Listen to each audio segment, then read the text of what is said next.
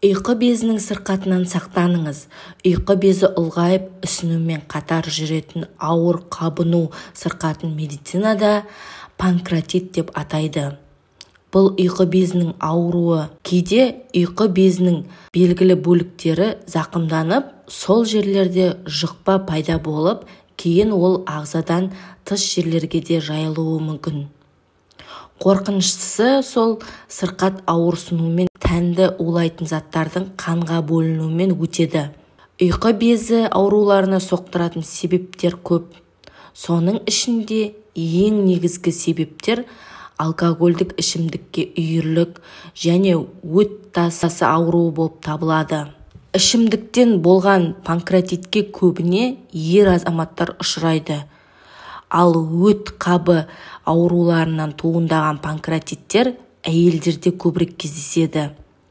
Сонымен қатар ұлтабары ауыратын адамдар да түрлі жарақаттар, дәрі-дәрмектер қабылдау және В, С гепатиттерін паратитті қосқанда түрлі жұқпалар қанды майдың шамадан тыс болуы да панкреатитке ұшыратуы мүмкін. Ал қант диабеті кезінде созылмалы панкреатит пайда болу мүмкіншілігі жоғары. Панкреатитпен ауырған адамда мынадай белгілер байқалады. Іштің жоғарғы бөлігінің арқа жаққа беріліп отырып, үдемелі ауруы, жүректің айнуы, құсу, тәбеттің жоғалуы, іштің кебуі. Құсу адамға еш жеңілдік әкелмейді. Одан кейін ауырсыну тоқтамайды. Жалпы әлсіздік, жүректің қағуы, дененің ісуі мүмкін. Жіті панкреатитке немқұрайлы қарауға болмайды. Егер бұл сырқаттан уақытында дұрыс ем қабылдамаған жағдайда, ағзаның бүліну ошақтары некроздар дамуы немесе бездің көп бөлігінің еруі мүмкін. Осылармен бірге жіті жүрек қан тамыр жеткіліксіздігі, тыныс алу, бүйрек жеткіліксіздігі жиі дамиды. Бұл аталған белгілердің салдарынан адам аурудың алғашқы күндерінде өліп кетуі мүмкін. Жіті панкреатит басталғаннан бір аптадан соң сырқаттың қаза болуына ұйқы безінде және оны қоршаған ағзаларға жұқпаның дамуы себеп болады. Асқынған сырқатпен қатар асқазан мен ішекте көбіне ойық жаралар пайда болып, олардан қан кетеді. Жіті панкреатит белгілері байқалған жағдайда шұғыл дәрігерге барыңыз. Ол сізді міндетті түрде ауруханаға жатқызу керек. Ол жерде ауруды басатын шаралар жасалып, ағзаны тазартатын қарқынды ем жүргізеді. Егер ұйқы безінде бүліну ошақтары болса, операция жасалуы тиіс. Бұл аурумен сырқаттанған адамдар 1 жыл бойы гастроэнтерологпен бақылауында болуы тиіс. Бұл кезеңде ащы май, қуырылған тағамнан және спиртті ішімдіктен мүлде бас тарту керек.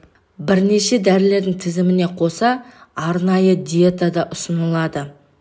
Сіздің сүйікті тағамдарыңыздың кейбіріне бас тартқыңыз келмесе, халықтық жолмен дертіңізге дауа табыңыз. Ол үшін мына 4 емді қолдансаңыз болғаны. Ауруыңыздан әп-сәтте айығасыз. Егер сізді осы белгілер мазаласа, уақыт создырмай тексеріліңіз. Егер дәрігерге баруға уақыт таппасаңыз, онда біз ұсынған мына емді жасап көріңіз. Аскөк дәні. Емдік тұнбаны дайындау үшін 1 шай қасық аскөк дәнін 200 мл қайнаған суға саласыз. Ыдыстың қақпағын мықтап жауып, тұндырып қойыңыз.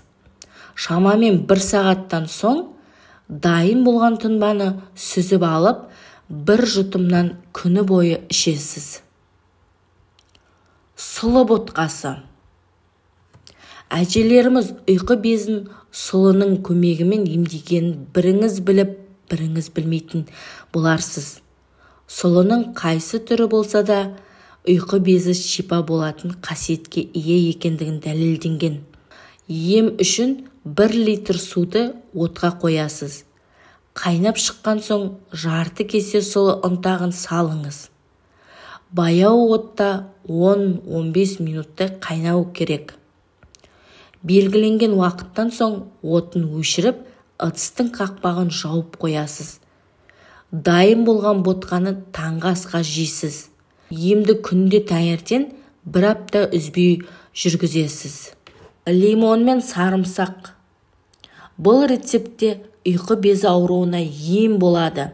Оны дайындау үшін 2-3 дана лимон, 3 бас сарымсақ, 100 грамм ақ желкен қажет.